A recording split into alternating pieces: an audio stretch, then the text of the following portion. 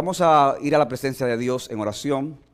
Padre, gracias te damos en esta oportunidad, Señor, que tú nos das de estar en esta amada iglesia.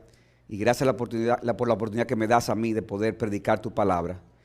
Te queremos pedir, Señor, en este día, que así como te hemos elevado alabanza a ti, oraciones, oh Señor, ahora tú hables a tu pueblo por medio de tu palabra, Señor.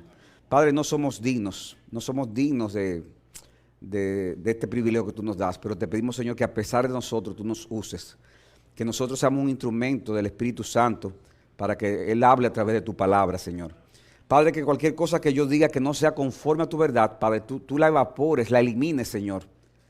Padre, pero si hablo conforme a tu palabra, Señor, que con poder, Señor, eso sea clavado en la mente y corazón de los que están aquí, para edificación de tu pueblo, para salvación de los que no te conocen y para la gloria de tu nombre. Te damos las gracias y te pedimos estas cosas en el nombre de Jesús. Amén. Si hay un tema, hermanos, que es de suprema importancia en la vida de todos nosotros como individuos y a la vez como iglesia, es la forma en que nos relacionamos con Dios mismo, ya que la forma en que nos relacionemos con Dios va a revelar cuál es el concepto que tenemos de Él. La forma en que nos relacionemos con Dios va a decir cuál es el concepto que tenemos de Él. Y Dios mismo, hermanos, en su palabra se muestra como un Dios celoso de su propia gloria, por lo que Él nos exhorta a conocerle y a relacionarnos con Él de la manera que Él ha establecido en su palabra y no de acuerdo a nuestras propias ideas y pensamientos. Y en este capítulo, hermanos, que el pastor Martínez leyó, vamos a considerar vemos cómo el Señor quiso mostrarle a sus lectores que el traslado y el uso del arca de Dios, que era donde estaba su presencia, hacia Jerusalén, era algo que debía de ser hecho en una actitud de adoración reverente y gozosa, para que el pueblo pudiera recibir la bendición de Dios.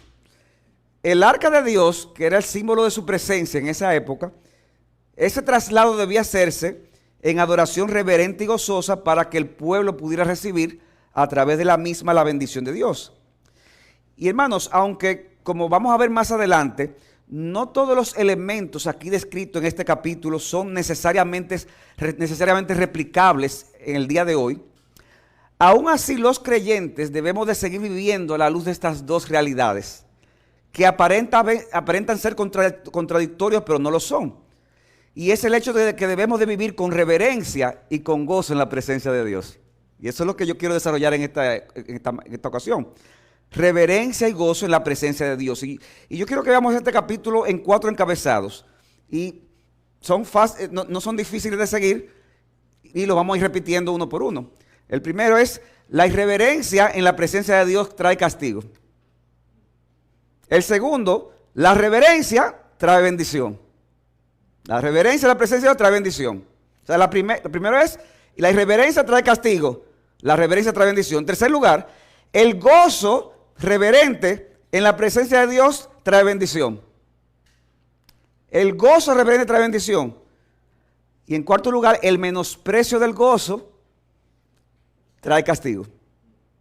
O sea, que sería como, a veces en lógica daban en la escuela, A, B, B, A. Lo que ¿se acuerdan de eso? Saben lo que es. No voy a explicarlo, imagínense. Veamos en primer lugar: la irreverencia en la presencia de Dios trae castigo. Dicen los versos 1 y 2, primera parte, que volvió David a reunir a todos los hombres escogidos de Israel, 30,000. Y David se levantó y fue con todo el pueblo que estaba con él a Baala de Judá para hacer subir desde allí el arca de Dios. Como dije, el arca era un objeto de muchísima importancia para el pueblo de Israel. En el Antiguo Testamento la presencia de Dios se manifestaba de una manera especial en lugares específicos y en ciertos objetos físicos específicos de una manera extraordinaria. Pero de todas ellas, posiblemente la más importante era el arca de Dios. Como bien señala un comentarista, el arca era el objeto más estrechamente asociado con el Dios de Israel. El arca contenía el pacto escrito entre Israel y el Señor. Era un lugar de revelación divina. Era de hecho el trono mismo del Señor.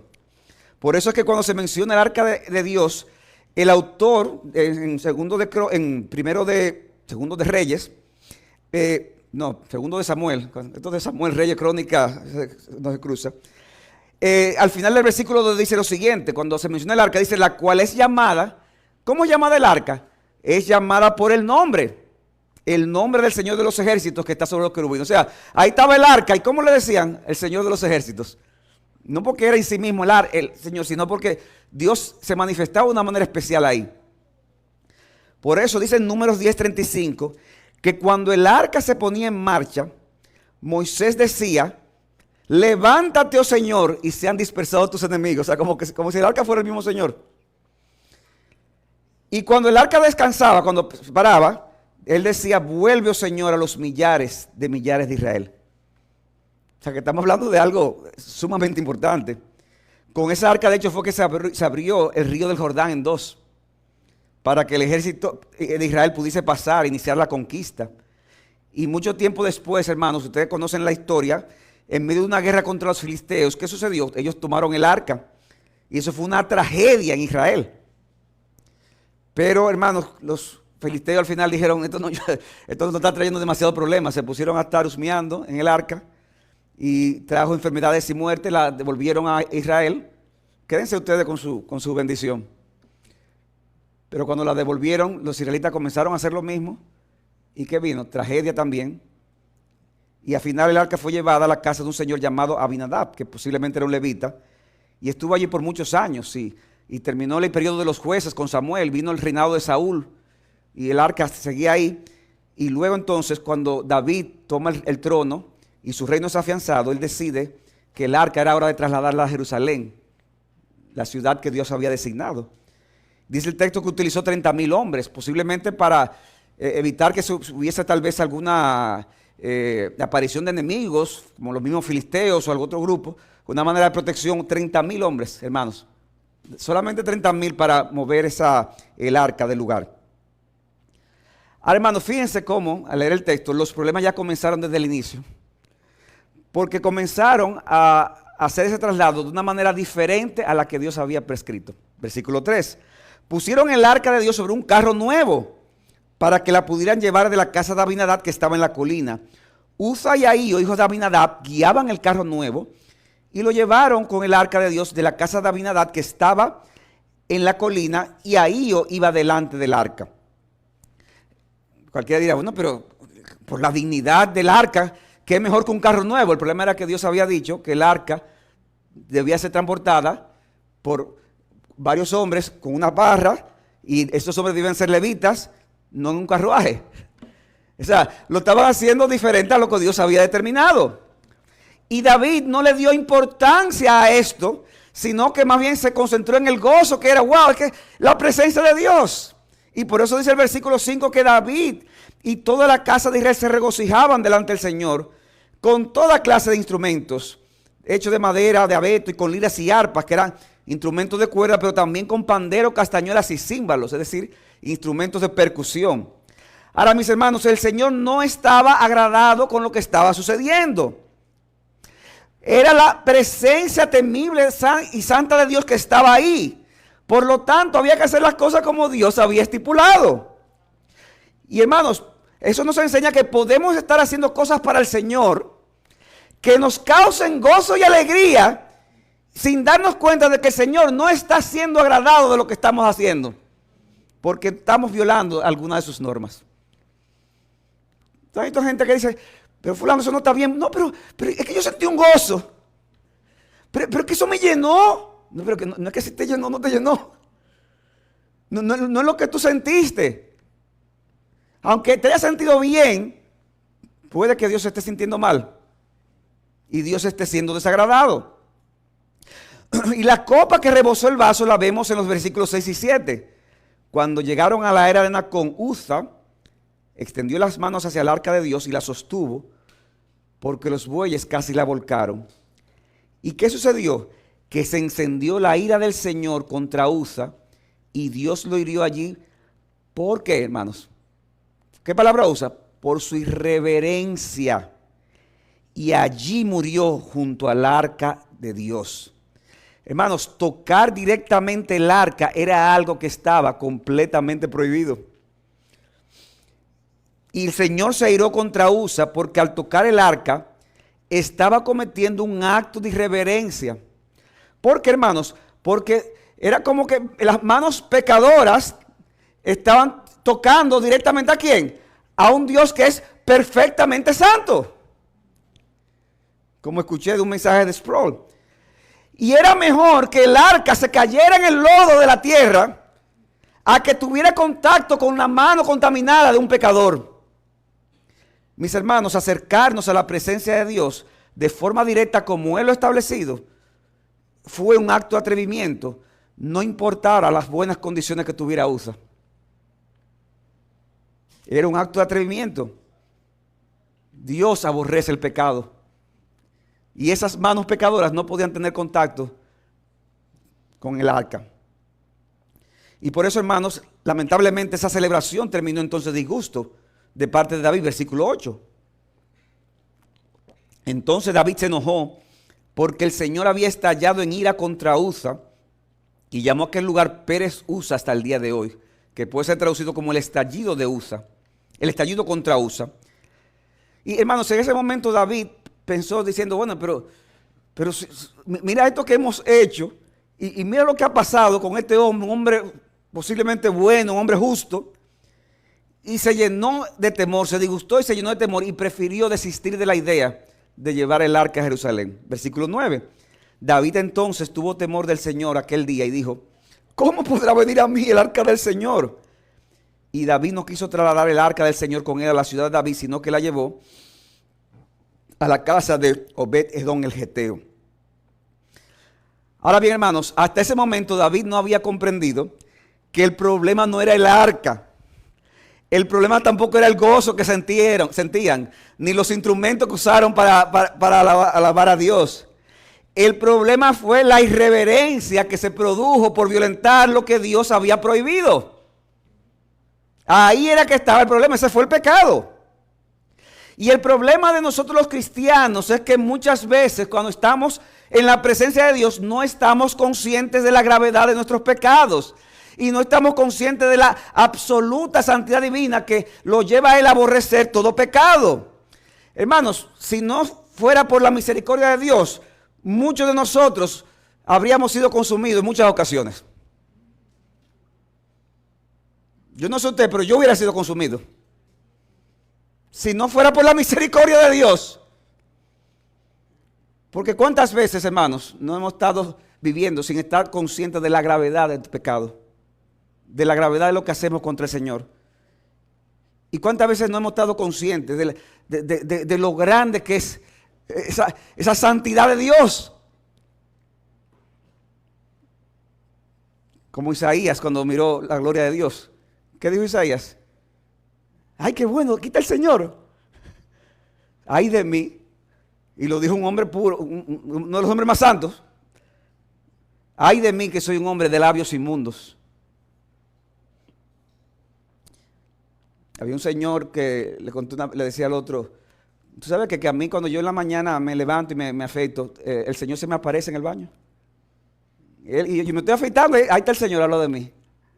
Y le dice, ¿tú crees lo que yo estoy diciendo? Yo no te creo. Y me preocupa que tú lo creas. ¿Y por qué? ¿Tú te sigues afeitando entonces? ¿Cómo no está pasando? Hermanos, ¿qué tan conscientes estamos de esa santidad de Dios, de esa presencia de Dios? Por la cual deberíamos temblar por causa de nuestros pecados y deberíamos actuar con reverencia ante el nombre del Señor. Hay personas que dicen, bueno, pero eso era en el antiguo pacto. No pienses que el vivir en el nuevo pacto debe hacer que nos despreocupemos por la forma en que nos comportamos en la presencia de Dios. Dice Hebreos 12:28, por lo cual, puesto que recibimos un reino que es inconmovible, demostremos gratitud, mediante la cual ofrezcamos a Dios un servicio aceptable. ¿Pero qué dice ahí? Con temor y reverencia. Porque nuestro Dios es, sigue siendo, al día de hoy, hermanos, fuego consumidor. Y hermanos, esa lección de Usa debe ser una lección para nosotros. Debemos estar en la presencia de Dios. Debemos servir a Dios con temor y reverencia. Y cuando servimos a Dios con temor y reverencia, entonces el resultado será distinto. Y eso nos lleva a nuestro segundo encabezado. Hemos visto la irreverencia en la presencia de Dios trae ¿qué? castigo. Ahora veamos que la reverencia trae bendición. Versículo 11. Dice, por 3 meses permaneció el arca del Señor en la casa de Obed-Edom el Geteo. ¿Y qué sucedió? Dios lo consumió. Nos dice, y bendijo el Señor a Obed-Edom y a toda su casa. Ahora, hermanos, yo quiero que tratemos de imaginarnos esa escena. Esta celebración tan impresionante con 30,000 personas del ejército, más todas las demás personas del pueblo. Y viene ahí, muere esta persona ahí, Usa, en medio de todo eso. Eso trae aflicción, disgusto, temor. Porque por el arca, en ese momento tal vez no se entendía qué es lo que estaba pasando. Y viene David y dice, mira, no, a Jerusalén no va a ir. Fulano, ¿cómo tú te llamas? Obed-Edom, que se vaya para tu casa el arca. ¿Qué tú hubieras hecho? ¿Y por qué a mí? Pero mandándoselo al otro. O sea, tiene que ser una cosa impresionante. Lo mató ahí mismo, un hombre que estaba sano. Y ahora va a estar en mi casa. Si hubiera sido, ¿verdad?, esa persona. Obed-Edom tal vez era un levita, aunque el texto no lo indica directamente. Pero hermanos, Obed-Edom seguro que si era la casa de él porque tenía una familia. Tenía su esposa. Tenía hijos. Imagínense, si los hijos más grandes, ¿verdad? Uno lo amenaza de una forma. Pero ya los chiquitos entonces. El arca, recuerden, nadie, no podían tocarla. Y ustedes saben cómo son los niños, ¿verdad? Cuando dicen no toque eso. ¿Qué es lo que hacen? Mire, hermanos, ese debió ser un papá bastante rígido. ¿Para qué? Para que en su casa se cumpliera eso. Eso está ahí. Y cuidadito con acercarse ahí. Ahora, hermanos, ¿qué inferimos de este pasaje? Que nadie tocó el arca. Hubo respeto por la presencia de Dios ahí a través del arca. No se violentó nada. ¿Y qué sucedió? Que Obed-Edom tuvo un privilegio que en ese momento nadie lo tenía en Israel. Y era que tenía esa presencia extraordinaria de Dios dentro de su casa. ¿Y qué sucedió? Que vino bendición sobre la casa de Obed-Edom. Porque el gozo reverente en la presencia de Dios, ¿qué trae? Bendición. Trae bendición. Bendijo el Señor a Obed-Edom y a toda su casa. Mis hermanos, cuando nos acercamos a Dios, es un privilegio hacerlo, pero hay que hacerlo con reverencia. Y si lo hacemos con reverencia, eso traerá bendición. Ay, gracias, pastor. Eso significa que si yo estoy en reverencia a la presencia de Dios, van a mejorar mis ingresos. Voy a tener salud. Todas las demás cosas se me van a dar. No necesariamente. Pudiera ser, pero no necesariamente. Aunque había una serie de bendiciones terrenales conectadas con el antiguo pacto, hermanos, nuestras bendiciones en el nuevo pacto, dice Cristo, toman otra dimensión donde recibimos 100 veces más, pero en un sentido espiritual y dentro de los propósitos que pertenecen al reino de Cristo en esta etapa. No hay nadie que haya dejado padre, madre, mujer o hijo que no reciba ¿qué? 100 veces más todas estas cosas. Pero hermanos, sigue siendo realidad de que la presencia de Dios trae bendición. Trae bendición a nuestras vidas. Y esa prosperidad le fue avisada a David, versículo 12. Y se dio aviso a David diciendo, David, el Señor ha bendecido a la casa de Obed-Edom y a todo lo que le pertenece por causa del arca de Dios. ¿Y cuál fue la reacción de David, hermanos, al escuchar estos reportes tan estimulantes? Ahí el rey volvió en sí. Y eso nos lleva a nuestro tercer encabezado, que veremos un poco más ampliamente. Y es que el gozo reverente en la presencia de Dios trae bendición. La irreverencia, ¿qué trae? Castigo. ¿Pueden decirlo conmigo? La irreverencia trae castigo. La reverencia trae bendición. Ahora estamos diciendo que el gozo reverente trae bendición. Él entendió finalmente que no había razón para temer el llevar el arca a Jerusalén, siempre que se hiciera a la manera de Dios. Dice en el pasaje paralelo de 1 de Crónicas 15:2, Entonces David dijo, nadie ha de llevar el arca de Dios sino los levitas. Aquí la cosa está cambiando. Puesto que no la llevasteis la primera vez, el Señor nuestro Dios estalló en ira contra nosotros, ya que no le buscamos conforme a la ordenanza. Versículo 15, 1 Crónicas 15, y los levitas llevaron el arca de Dios sobre los hombros, no en un carro nuevo, sino sobre los hombros, con las barras puestas, como Moisés había ordenado conforme a la palabra del Señor. Ok, ahora estamos haciendo como es. ¿Y qué pasa cuando usted hace la cosa como es? Que ya entonces usted puede, de nuevo, adorar a Dios, acercarse a Dios con todo el gozo que pueda. ¿Y qué hizo David? David no quiso perder esta oportunidad para manifestar, hermanos, ese espíritu de gratitud ante un acontecimiento, hermanos, que era glorioso lo que estaba pasando. Y lo primero que hace es ofrecer sacrificio, versículos 13. Y cuando los portadores del arca habían andado 6 pasos, o sea, aquí se está repitiendo la escena, David sacrificó un buey y un carnero cebado. Y por el texto para lo de Crónicas sabemos que se hicieron más sacrificios de parte de los levitas. Pero hermanos, David no solo ofrece sacrificios, sino que David en ese momento está literalmente lleno de euforia. Lleno de euforia. Versículo 14. Dice que David danzaba con toda su fuerza delante del Señor. Hermanos, ¿por qué? Porque esta reverencia en el traslado del arca en ningún modo debía contraponerse al gozo exuberante de tú estar en la presencia del Señor. O sea, hay personas que piensan que reverencia es como caminar al paso. Eso es reverencia. Y habla bajito. Y baja la cabeza. No, hermanos, según el texto, la irreverencia, ¿cuál fue? Hacer las cosas diferentes a como Dios había mandado. Pero como lo estaba haciendo, como Dios sí había mandado, ahí ya eso era reverencia. Y el hecho de adorar con todas sus emociones y con toda su euforia, eso no tenía que ver nada con eso. Dios estaba gozando con eso. Y dice el texto que lo hacía con toda su fuerza. O sea, yo digo, wow. Estaba alegre, eufórico, y lo hacía con toda su fuerza. Miren, tal vez para una persona que tiene una vida sedentaria, como muchos de nosotros, hacer algo con toda la fuerza, bueno. Pero para un hombre de guerra, hacer una acción con toda su fuerza, tiene que ser alguna cosa impresionante lo que estaba pasando ahí. Un hombre de guerra, pero piensa, hermano, el rey de Israel, o sea, la figura más importante de la nación, siente tanto, pero tanto gozo de tener la presencia de Dios a través del arca, que él no tiene temor de expresar esas emociones de forma corporal y con todo su ser. Y hermano, todavía es algo que debe haber impactado a muchas personas. Porque él consideraba que el Señor era digno de que le alabemos con todo nuestro ser. Hermanos, el Señor es digno de que le alabemos con todo nuestro ser. Él es digno. Él es digno.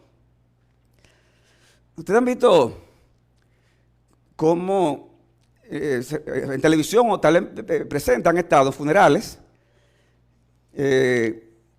Y a veces llama la atención cuando tú vas a un funeral de una gente rica y al funeral de una gente humilde. ¿Cómo son los funerales de la gente rica? No, muchas veces están ahí, ¿verdad? Está el muerto. Pero ¿cómo lloran? Pero tranquilo ahí, porque tienen que mantener la forma, porque yo soy don fulano de tal.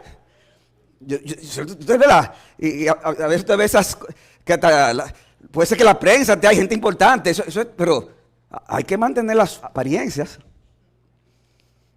¿Y cómo el de la gente pobre?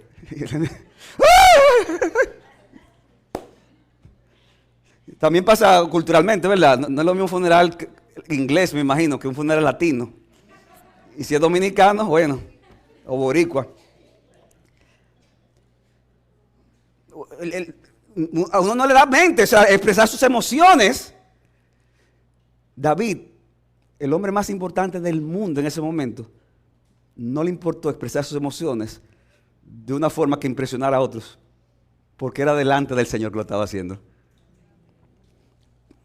¿Cómo vienes tú a la presencia de Dios, ya sea al culto, ya sea cuando tú estás en algún otro contexto, ya sea tú delante de Dios personalmente. Mi hermano, si tú has confesado tus pecados a Dios por medio de Cristo y tú estás adorando la manera de Dios, sin violentar el mandamiento, entonces puedes hacerlo con toda alegría y con todo gozo en tu corazón.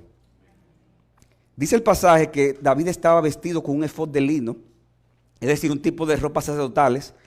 Pero no solamente, y voy a decir algo de eso más adelante, pero esta fiesta, hermanos, no solamente era David que la tenía, sino todo el pueblo. Porque, hermanos, hay un efecto contagioso que puede ser para mal, pero a veces es para bien.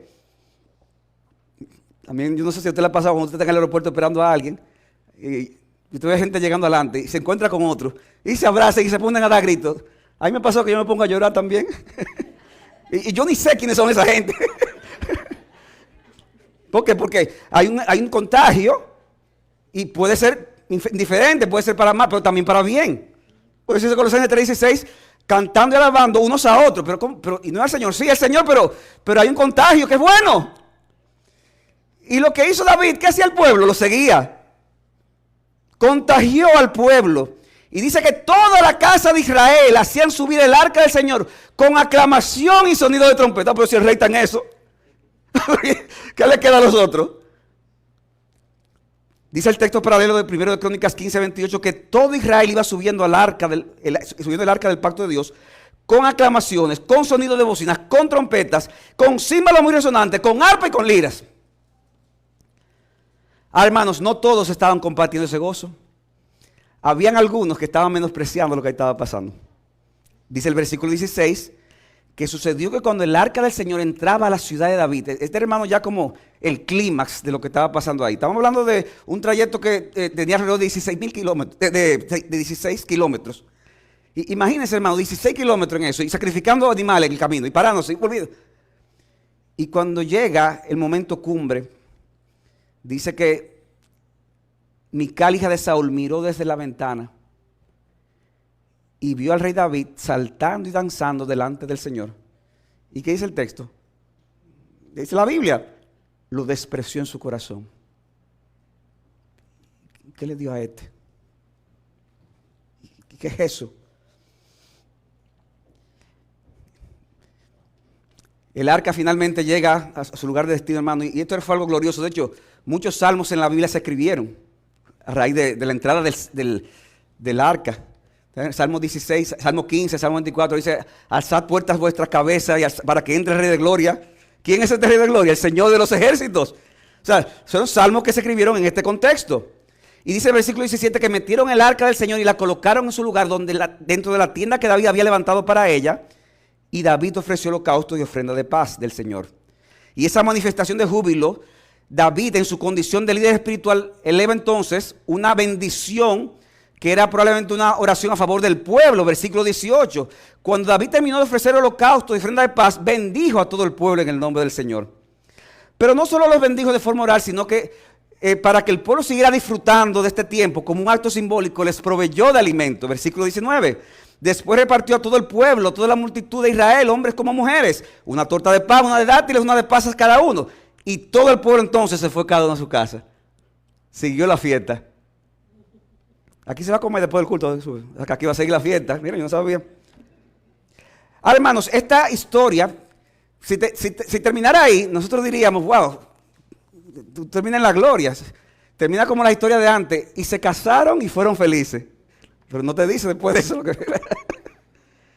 Y aquí no, aquí te dice qué pasó después de eso. Hay una especie de anticlímax en el pasaje. Y se nos presenta en el punto 4, y ya el autor nos ha ido preparando. Y es que el menosprecio por el gozo del Señor trae castigo. Así como el menosprecio por la reverencia trae castigo, por la irreverencia, el menosprecio por la reverencia. Mi esposa dice por la irreverencia, no, el menosprecio por la reverencia. Estaba bien dicho. Mano, yo tengo una esposa maravillosa, tú sabes. Pero te equivocaste. Finalmente, el menosprecio por el gozo de la presencia del Señor trae castigo. Leo de nuevo el versículo 16. Sucedió que cuando el arca del Señor entraba a la ciudad de David, Mical, hija de Saúl, miró desde la ventana y vio al rey David saltando y danzando delante del Señor. ¿Y qué hizo? Lo despreció en su corazón. Dice ahora el versículo 20 que David regresó para bendecir a su casa.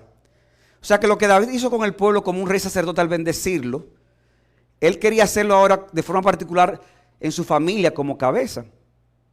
Pero entonces Mical le salió al encuentro y el menosprecio que sintió cuando lo miró desde la ventana, ahora se lo expresa de una manera directa. Al ver que cuando ese menosprecio que sintió al verlo saltando jubiloso, ahora se lo dice directamente.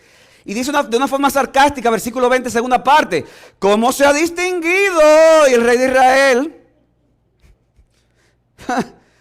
Y hermano, ahí vemos ese espíritu de superioridad que le sale, tratando de transmitirle a David que él debió sentirse avergonzado por haber hecho una actuación pública, siendo él el rey de Israel. ¿Cómo tú siendo el rey haces eso? Se descubrió hoy ante las ojos de las criadas de sus siervos, o sea, ni siquiera los siervos, la criada de los siervos, como se descubriría sin decoro un insensato. Recuerden, hermanos, que durante la procesión David vestía un efod de lino, que era un tipo de vestidura sacerdotal, que era un poco más corta y cómoda. O sea que él andaba diferente a como normalmente andaba, que era con una ropa imperial, ¿verdad? De sus reyes. Ahora, decir que él estaba mostrando en su danza alguna parte de su desnudez parece que fue una burda exageración. Como escribió una vez el puritano Matthew Henry, es habitual que los que afrentan la religión le den falsas apariencias y la representen de la forma más odiosa. Y eso pasa al día de hoy, ¿no es verdad? El que odia la religión evalúa algo que tú haces, pero te lo pone de una forma que es exagerada. Otro comentarista, en referencia a Mical, dice lo siguiente: su reacción puede ser provocada por nada más que el hecho de que David no ha usado túnicas reales, sino que se ha mantenido alejado alejado de la gente común, especialmente de los sirvientes domésticos. Él estaba ahí con todo el mundo. No diga aparte, con el pueblo. Ahora, hermanos, David no iba a dejar que estas palabras tan cínicas le quitaran el gozo que él sentía. Dice el versículo 21, Mical, eso fue delante del Señor que yo hice eso. No fue para que tú me vieras, ni para saber lo que tú pensabas. Fue delante del Señor que me escogió en preferencia a tu padre y a toda su casa para constituirme por príncipe sobre el pueblo del Señor, sobre Israel. Y como fue delante de ese Señor, y ese es el único que yo le voy a dar cuenta, lo celebraré delante del Señor. Lo voy a volver a hacer, porque es delante del Señor. Ella debía recordar a esta mujer que esa forma de alabar tan intensa y exuberante lo hizo pensando que había solamente un testigo, Dios. Y por esa razón no había ninguna razón de avergonzarse de ese Señor que lo escogió a él. Y que le dio el privilegio más grande que alguien podía tener, el ser el príncipe del pueblo del Señor. Ante un Dios así, ¿qué razón habría para avergonzarse? Pregunta él. Se infiere de la que le dijo. ¿Qué razón habría para refrenarse? ¿Qué razón habría para no ser expresivo? ¿Qué razón habría para no mostrar una adoración exultante y llena de júbilo? Por eso David dice, por lo tanto, lo celebraré delante del Señor. David no dijo, ay, ¿tú pensaste eso? Está bien, yo voy a ser más prudente la próxima vez. Uno de nosotros también hubiera dicho eso. Mira, por prudencia, está bien, cálmate. Porque, y si ella pensó eso, también lo pensó fulano y sutanejo. Y cuando viene a ver, la mitad del pueblo lo pensó. No, olvídate de eso. Lo celebraré de nuevo delante del Señor. Y dice en el versículo 22, y aún seré menos estimado que esto. O sea, tú me menospreciaste, tú te sentiste mal. Mira, yo estoy dispuesto a que todavía me desprecien más todavía. Y seré humillado ante mis propios ojos. Pero con las criadas de quienes has hablado, las criadas de los siervos, ante ellas seré honrado. O sea que si es para el Señor, él estaba dispuesto a ser mucho más menospreciado por Mical, por la gente importante a su alrededor. Pero esas criadas, sin embargo, de las que ella habló de una forma despectiva, seguirían viendo a David con honra, como dice la Nueva Traducción Viviente.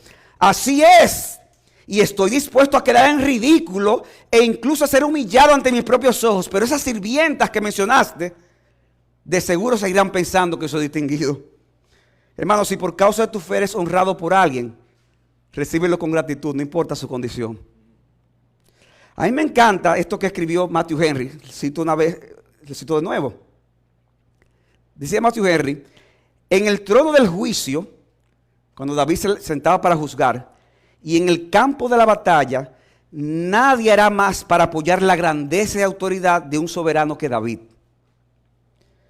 Pero en los actos de devoción, deja a un lado el concepto de majestad. A mí qué me importa eso. Se humilla hasta el polvo delante del Señor. Se une a los servicios más humildes que se hacen en honor del arca. Y piensa que nada de eso es menoscabo para él. Porque el más grande de los hombres es más pequeño que la menor de las ordenanzas de Jesucristo. Mis hermanos, no nos avergoncemos de que nos consideren ridículos. Si estamos adorando y actuando delante de Dios y con su aprobación. Porque el Señor resiste a los soberbios, pero da gracia a los humildes. Mientras David fue exaltado y por medio de su descendencia vendría la redención del mundo, Mical recibió el juicio divino. Versículo 23, Mical, hija de Saúl, no tuvo hijos hasta el día de su muerte. Diferente a nuestro tiempo, en el contexto del antiguo pacto, la esterilidad era vista normalmente como una maldición, como una señal de castigo divino. Deuteronomio 28:11. Y ese sería el castigo divino que recibiría Mical. Porque al igual que la irreverencia de Usa trajo castigo, el desprecio por el gozo que sintió David también trajo castigo a Mical. En cambio, la reverencia y el gozo exuberante manifestado por David y el pueblo trajo la bendición de Dios. Hermanos, yo quisiera concluir, no quiere decir que estoy terminando, pero para que no vayan apagando los aparatos, cerrando las Biblias. Yo quisiera concluir diciendo, y es algo, hermanos, que yo trato de pensarlo. Uno tiene que aprender a vivir constantemente con esa tensión de reverencia y gozo cuando adoramos al Señor. Y adoramos al Señor como pueblo, pero también los adoramos cada día, 24/7, todo el tiempo. Y debemos de tener esa tensión, sana tensión, reverencia y gozo, reverencia y gozo. Ya en el nuevo pacto la presencia de Dios no está en un arca, ni siquiera en un templo. La adoración a Dios se hace en espíritu y en verdad, y eso puede ser hecho en cualquier lugar. Sabemos, sin embargo, que en el nuevo pacto esa presencia especial de Dios está cuando la iglesia se reúne, como estamos ahora en la mañana, en la tarde ya, aquí. Como dice Cristo, Mateo 18:20, porque donde estén 2 o 3 reunidos en mi nombre, allí estoy yo en medio de ellos. Y hermanos, miren qué interesante que estas palabras de Cristo fueron dichas en el contexto de la iglesia reunida. Hermanos, yo no quiero aclarar que este pasaje nos invite hoy a que hagamos una réplica exacta de lo que ahí sucedió para repetirla al día de hoy. Porque claramente vemos que lo que pasó en 2 Samuel 6, hay elementos que son propios del antiguo pacto. Aparte de que ahí vemos que fue una fiesta nacional especial lo que hubo. David se vistió de efod de lino, ¿verdad? No nos vamos a vestir de efod de lino. No hay que tener levitas, no hay que sacrificar de animales. O sea que yo no creo que este pasaje veamos una réplica exacta para repetirla hoy. Para que no le estén preguntando después al pastor Harvey que cuando vamos a hacer el servicio de danza y demás cosas. Ahora, en el nuevo pacto, hermanos, nosotros vemos los elementos esenciales del culto. Y es lo que hemos hecho aquí, cuando cantamos, leemos, predicamos, oramos, celebramos la Santa Cena, etc. Ese es nuestro patrón para seguir. Ahora bien, hermanos, ¿con qué actitud y disposición debemos reunirnos y participar de estas cosas? Primero con reverencia y después con gozo, pero con reverencia. ¿Y cómo se ve esto en la práctica, la reverencia? Participando en cuerpo, mente y alma de todo lo que sucede en el culto. ¿A usted no le pasa a veces que usted comienza a cantar y en la tercera estrofa que usted se conecta? Y en la primera y segunda, no, yo estaba distraído. Eso es irreverencia. Porque estamos cantándole como un cuerpo al Señor. O sea, tenemos que tener ese sentido de reverencia. Haciendo todo decentemente y en orden. evitando hacer cosas innecesarias que nos quiten la concentración. Hay cosas que son necesarias, pero todo lo que sea innecesario hay que quitarlo. A los hermanos que sirven incluso tienen que tener eso claro. Debemos de recordar que estamos ante un Dios santo que es digno de ser servido con un santo temor. O sea, que debe ser hecho con reverencia. Pero también la conciencia de la presencia de Cristo. Y también importante, si yo estoy predicando, usted está oyendo, ¿verdad? Porque hay gente que oye, pero aprovecha una notificación que le llegó y déjame responder a fulano. Hermano, es Dios que te está hablando. Y si Dios te está hablando, a menos que sea una verdadera necesidad, hermano, lo demás que se calle, que se espere. Pero usted no me vio, pero Dios sí. Y es a Dios que le vamos a dar cuenta. Pero también la conciencia de la presencia de Dios, cuando su pueblo está reunido, debe, hermano, también de producir un gozo especial. En la forma en que cantamos, oramos y oímos la palabra. Por eso, hermano, yo estaba contentísimo ahí, porque yo sentía esa voz de la iglesia. Yo, wow, esta iglesia canta. Canta, wow, qué gozo, hermanos. Ahora, hermanos, debemos recordar que Dios hizo a cada uno diferente. Hay hermanos que son más expresivos. Hay hermanos que son como más tranquilos. Hace poco escuché un tiempo de pregunta y respuesta que hubo con John Piper y John MacArthur. Y me sorprendió a MacArthur diciendo que el beneficio que él ha recibido del ministerio de John Piper, cómo él ha aprendido la importancia del gozo en el Señor. Y entonces le dice a Piper, tú y yo lo manifestamos diferente. Tú levantas las manos en el culto, yo la dejo baja, pero yo también me gozo. Y Piper decía, sí, lo único que yo no sé de verdad cómo tú puedes quedarte con la mano baja, porque, oye, es un milagro. ¿Cómo se va a quedar con la mano baja? Cada quien es diferente, hermanos. Cada quien es diferente. Dios nos hizo con personalidades diferentes. Y nosotros tenemos que aprender, hermanos, a ver la belleza de esa diversidad en medio de la unidad. No, tiene que ser así. No. Diversidad, pero claro, dentro de los principios, decentemente en orden. Pero diversidad en la unidad. Hermanos, es verdad que hay ciertas formas de adorar que son claramente desordenadas e irreverentes. Y que parecen una locura colectiva, como dice 1 Corintios 14, 23. Pero hermano, yo quiero decir esto de corazón. Hay formas de manifestar nuestra devoción a Dios que pueden ser diferentes a otros, quizás más intensas para ti, o quizás menos intensas para ti, y debemos de tener cuidado, no sea que caigamos en el pecado de Mical. Cito a Matthew Henry una vez más, y hermano, yo cuando vi esto, yo dije, pero Matthew Henry vivió en el siglo XXI. Dice él, deberíamos tener temor de censurar la devoción de otros, aunque puedan no estar de acuerdo con nuestros sentimientos, porque por lo que sabemos, el corazón de ellos puede ser recto. ¿Y quiénes somos nosotros para despreciar a aquellos a quienes Dios ha aceptado? Matthew Henry en el siglo XVII dice él, cuídate de estar asesorando a otros porque manifiesten su adoración de una forma diferente a la tuya. ¿Quién eres tú para despreciar lo que Dios ha aceptado? Mis hermanos, cuando David decidió llevar el arca de Dios a Jerusalén, lo que sucedió en ese momento fue algo sencillamente extraordinario. Uno pudiera sacar muchas enseñanzas de aquí. Ahora yo quiero que pensemos en algo, hermanos. ¿De qué tribu era David? A ver, ¿quién me dice? ¿De qué tribu era David? ¿De la tribu de Judá? Pero él estaba vestido con un ¿qué? Efod de lino, es decir, con ropa ¿qué? Sacerdotales. ¿Y quiénes eran los que podían usar ropa de sacerdote? ¿De cuál tribu? De Leví. Entonces David estaba con ropa de sacerdote. El texto dice que estaba realizando sacrificios. ¿Y cómo es que David, sin ser levita, podía hacer algo así, hermanos? Hermanos, ahí estaba pasando algo extraordinario, porque lo que David estaba haciendo era representando en ese momento a la simiente futura que llegaría a ser rey sacerdote, nuestro Señor Jesucristo. David estaba anticipando al Mesías prometido, que fue sacerdote para siempre, según el orden de Melquisedec. Y hermanos, para mí fue estimulante pensar en eso, Porque así como David participó entonces en una adoración reverente, pero exuberante, siendo de estímulo a todo el pueblo que estaba con él, nosotros tenemos ahora algo más glorioso que lo que pasó ahí. Nosotros no tenemos a David, que es una sombra, nosotros tenemos a Cristo mismo. Y Cristo mismo en medio de su pueblo lo tenemos, cantando con reverencia y también con gozo exultante. Cristo mismo está en medio de su pueblo, adorando con reverencia y con gozo inefable. Hermanos, no sintamos vergüenza de manifestar nuestros afectos a aquel que adoramos, porque Él no se avergüenza de nosotros.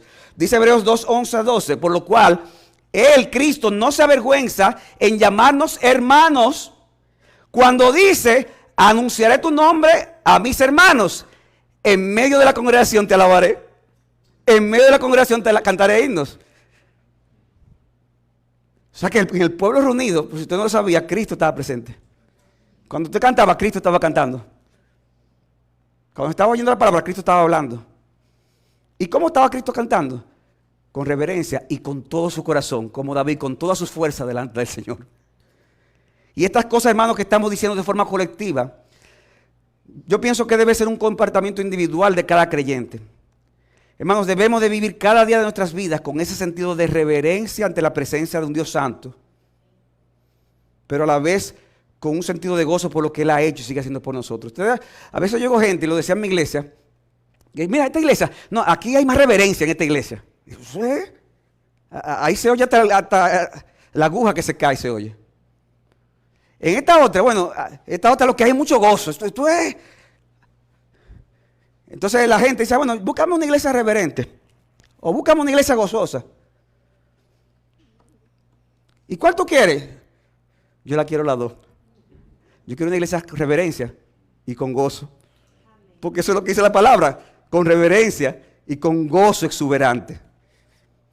Y aún en medio del dolor y la aflicción, y sé que algunos vienen aquí con cargas, situaciones, óyeme, tú puedes sentir esa presencia de Dios y ese gozo inefable por medio de la obra de Cristo. Y aún por lo que sea que estás pasando, tú estás aquí y sales de aquí lleno, no de ti mismo, ¿verdad? Como alguna vez te dice, llénate, no, lleno de Cristo y de su palabra. Y eso debe llevarte a vivir esta semana, cada día, desde hoy mismo, con temor delante del Señor, pero con un sentido de gozo y de reverencia. Algo que se siente, que se manifiesta, algo que hay una extensión de eso, aún entre la comunión entre los hermanos. Y yo finalizo diciendo que lo que le sucedió a Usa, como Dios lo mató aquel día, es una muestra leve de lo que le sucederá a cada persona en el día del juicio. Óyeme bien, le sucederá a cada persona en el día del juicio que esté fuera de la gracia de Dios. Eso fue una muestra de lo que sucederá si tú no estás en la gracia de Dios. Porque la Biblia habla de un castigo eterno, porque el pecador no puede estar en la presencia de Dios. Pero así como fueron sacrificados animales en el traslado del arca, así Jesucristo fue sacrificado para que fuera limpiado todos los pecados de todos aquellos que le reciben a Él. Por eso, mi amigo, mi exhortación, que tú vengas hoy a los pies de Jesucristo, con reverencia, para que también participes del gozo exuberante que es estar en su presencia ahora y luego por toda la eternidad. Y yo le oro, hermanos, por esta iglesia y por cada uno de ustedes, para que el Señor les ayude a tener una visión correcta de Él, que les permita a esta iglesia crecer cada día en reverencia a Dios y en gozo exultante, para que su presencia traiga bendición a sus vidas y el Señor entonces sea glorificado en cada uno de nosotros. Que el Señor le bendiga, hermano. Amén. Padre, gracias por tu palabra. Bendícela y úsala, Señor, para bendición de tu pueblo. Padre, que nuestras debilidades e ineficiencias, Señor, no sean un obstáculo para que la bendición tuya venga a tu pueblo en este día. Gracias te damos por esta amada iglesia. Úsala, Señor, de una manera especial.